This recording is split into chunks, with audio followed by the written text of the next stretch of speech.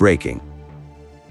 Niger ends military partnership with EU, signs pact with Russia.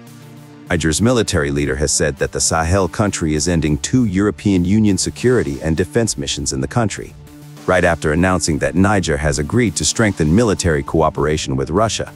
The so-called EU security and defense missions is a Niamey-based civilian capacity building mission called EUCAP Sahel Niger. The mission was launched in 2012 to support Niger's internal security forces, authorities, and non-governmental actors. At the same time that this EU mission was being terminated, Niger's foreign ministry also announced in a press statement that the state of Niger was withdrawing consent for the deployment of an EU military partnership mission in Niger. The military partnership, known as EUMPM, was launched in February at the request of the Bazoum-led Nigerian authorities, according to the EU Council website. The website claims that it was designed to enhance the ability of the Niger armed forces to contain the terrorist threat. But as far as Nigerians are concerned, as I have reported several times, these partnerships only made matters worse. In fact, it appeared as if France and the EU only initiated these partnerships to protect their looting machinery on ground in Niger. This is why Nigerians came out en masse and placed their very lives on the line to defend the Russia-leaning Nigerian junta, whom the people deemed as liberators.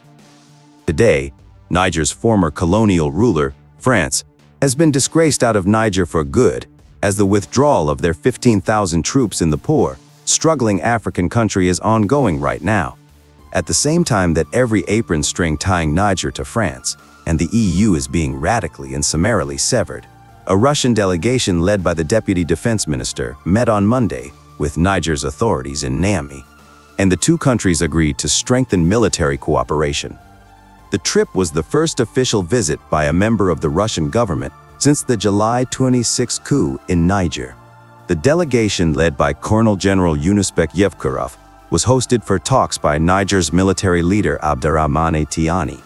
Both parties later signed documents to strengthen military cooperation between the Republic of Niger and the Russian Federation. So, it's a done deal now. Cast on stone. Russia is Niger's official military partner, a partnership built on the graves of FRANC's complacent imperialistic misadventures in this great country, made poor by design. Just 2 days earlier, on Saturday, Burkina Faso and Niger also joined Mali in quitting the G5 anti-jihadist force in Africa's Sahel region. Only Chad and Mauritania now remain in the G5, whose military deployment is largely financed by the European Union. And you know what happens when they finance it. They also control it, and not only that, it becomes a cover for them to cunningly militarize our regions. Not to fight insecurity, but use insecurity in any way they can to achieve their imperialistic geopolitical aims. And this is why the people are in agreement that rather than reduce insecurity, their presence has only led to more insecurity.